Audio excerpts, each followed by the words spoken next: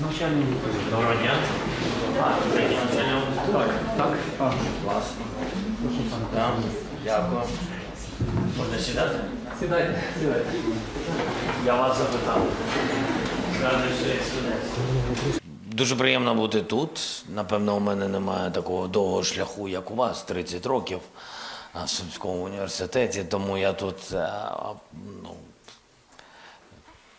набагато коротший термін. Але мені дуже приємно, що в університеті дуже багато студентів, є життя. Це найголовніше. Я сьогодні тут, у нас була технологічна економічна зустріч. Я бачив, що робить ваш вуз безпосередньо, не тільки виш. Це говорить, що за цим майбутнє. Технології народжують, нехай пробачать літні люди, але технології народжують, прогрес народжується молодими. А досвід він приходить пізніше, і тому хотів би вам подякувати за те, що ви в Україні, що ви тут навчаєтесь, допомагаєте. Це віра в те, що наші військові, наші герої захищають не тільки землю, а захищають живу землю. Жива земля – це земля, на якій живуть люди. Ви дуже важливі люди, бо ви є майбутнє. Тож, приємно бачити всіх. Я так можу дуже довго говорити, тому краще, напевно, бути в живому діалозі. У мене питання з приводу мобілізації. Через 3 місяці закінчується навчальний рік. Випускники бакалаврату і магістратури, вони з 30 червня перестають вважатися студентами. Ця інформація передається до ТЦК, звісно, після чого вони бажають вступити на аспірантуру, інтернатуру, магістратуру. Так, і цей термін впродовж 2 місяців, де вони є незахищеними. Чи можна якось цей момент передбачити в законі про мобілізацію? Дякую. Дуже дякую вам за ваше запитання. По-перше, що стосується загальної мобілізації, яка сьогодні є і з першого дня є війни. Вона поки що не змінювалась в тому чи іншому напрямку. Принаймні головні, принципові, загальні речі. Тобто вони, я думаю, якщо вони не мобілізаційного віку, вони ніяк не підпадуть під мобілізацію. Так діє закон. Я розумію, що дуже багато різної інформації. Вона провокативна, вона неправильна. Вона неправильна – це все одно негативна. Навіть якщо інформація комусь подобається, якщо вона нечесна, вона негативна. Тому що вона спрямовується на роз'єднання суспільства, на відокремлення цивільного суспільства від військових, на розділення нашої держави. В цьому зацікавленість може бути тільки у ворога. І, на жаль, іноді політичні діячі і медійники, на жаль, ми повинні зрозуміти, що блогери тощо награють ворогу дезінформаційно. Ніхто не каже, що вони його підтримують, але ми точно знаємо, що вони награють, тому що вони підтримують ту чи іншу неправдиву інформацію. Сьогодні є загальна мобілізація в Україні, цей закон діє, він не змінений з точки зору віку. Ви знаєте, що є запити на зміни, і відповідне законодавство було проголосовано в Верховній Раді, зменшення віку з 27 до 25, але це точно не стосується 22, 23, 24 тощо років. Тим більше це не стосується, я знаю, зараз новий наратив, що когось 18-річних будуть мобілізувати. Ні, ви ж розумні. Ви ж молоді, ще раз, при всій повазі, ви ж, як молоді люди, які знають не тільки, що в комп'ютері є вкил і викил, правильно? Які знають, що можна зайти в інтернет, можна почитати офіційні сайти, і TikTok – це найкраща книжка в світі. Мені здається, принаймні, користуйтесь чим захочете. Ми якраз вільна держава, і я вважаю, що це соцмережі, тощо, це ваше життя. Особисте, але є офіційні дані, є законодавство, ви вмієте читати, слава Богу, швидко. Поцікавтесь, не вірте наративам. Зараз спостерігається старіння населення, тож і... Що спостерігається? Старіння населення зараз спостерігається в Україні, а також різкий рівень народжуваності. Як держава планує стимулювати підвищення народжуваності? Дякую. Напевно, ви відповідь у молоді, вас. ви повинні краще знати, як це робити. І я думаю, що тут питання номер один в безпеці. Я думаю, найбільший стимул – це безпека. Що далі з дитиною? Що робити? І треба не тільки фінансово стимулювати, тому що фінанси, на мій погляд, вони допомагають, але вони не стимулюють у час війни саме народження.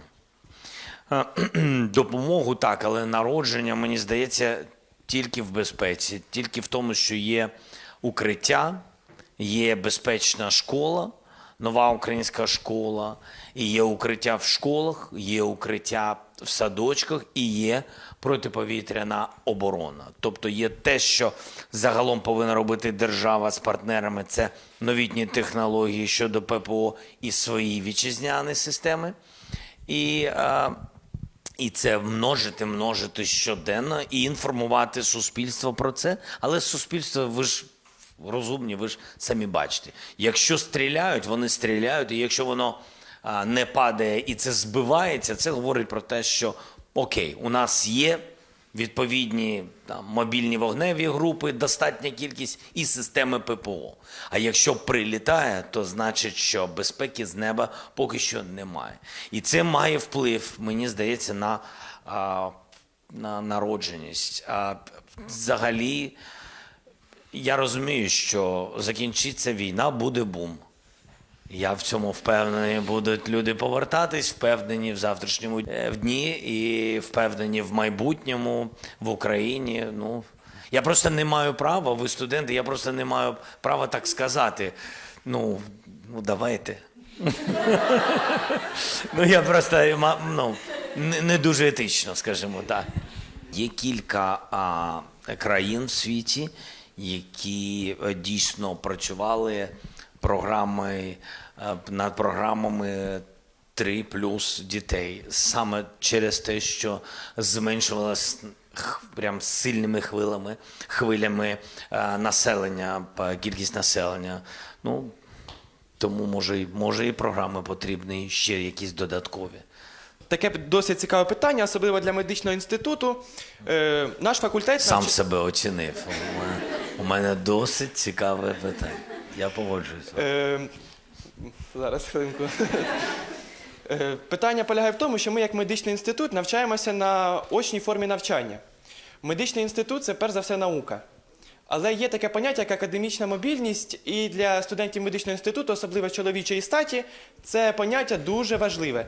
Тому що зараз в межах проєкту академічної мобільності за кордон беруть тільки дівчаток. Але ж в нас є науковці і хлопці. І для них більш переважною формою навчання за кордоном є форма онлайн. Але я вважаю, на мою думку, форма онлайн – це не є доречною формою для науковця, щоб отримати досвід за кордоном і також поділитися своїм досвідом, який ми набираємо під час навчання в тому самому навіть інституті. Тому таке цікаве питання. Як можна покращити життя студентів в умовах академічної мобільності, особливо чоловічої статі? Дякую. Мені здається, що це не перший раз звучить таке запитання. Да? А Міністерство освіти не запропонувало рішення. Я думаю, що це несправедливе обмеження. Якщо ви не мобілізаційного віку, я не розумію, яка різниця, яка стать у людини. Якщо ви не мобілізаційного віку, ви хлопець, я дійсно не розумію, чому вас не можна відпускати або чому є пріоритизація інша. Тобто, для мене це запитання. Да, чесно. Таке у вас цікаве запитання. Цікаво, тому що... Ні, я розумію, чому деякі бюрократичні дії відбуваються, тому що, я розумію, бояться зробити ще один коридор я це не про вас говорю, хочу бути зрозумілим, для ухилянства. Да? Тобто не хочуть зробити той чи інший коридор. Я думаю, що якщо правильно підійти і бачити, що ця людина навчалася в університеті ці роки, і вона закінчила, я не знаю, де ви, бакалаврат, наприклад, да? Магістратура, другий курс. Уже магістратура, так? Бачите, молодо виглядаєте. І якщо ви закінчили, і це зрозуміло, що ви ці роки були в університеті, я думаю, тут треба робити зі списками університетів, звертатись до менеджменту університету, віддавати їм ці повноваження, і вони можуть там визначати список таких дітей, де немає, я маю на увазі, ніяких там питань, викликів тощо. І якщо дійсно ці люди мають відповідний бал, говорить про те, що їх знання оцінені не нижче середнього. Да? Тобто це говорить про те, що не питання виїхати, а питання розвивати себе далі, тому що ви і тут навчались дуже-дуже непогано. Напевно, це ж не дуже складно зробити.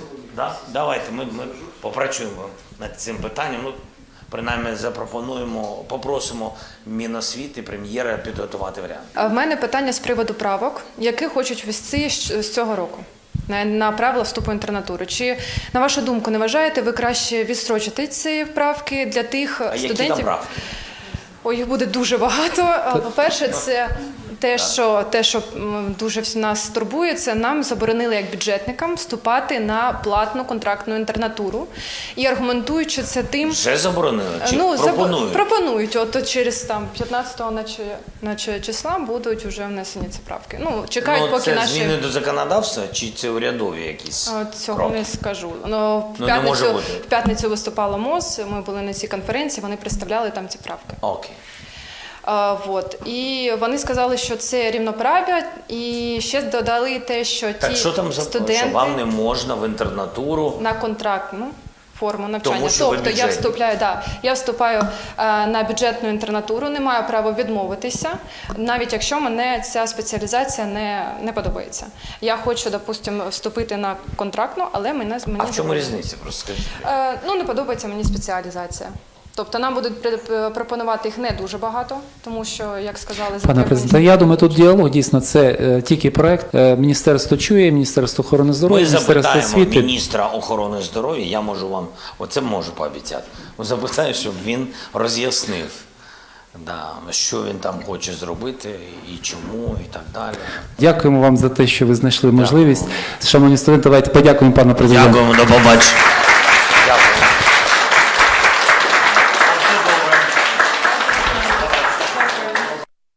Не піднімайтеся. Сядьте назад, пожалуйста. Зараз, щоб всі було. Так, і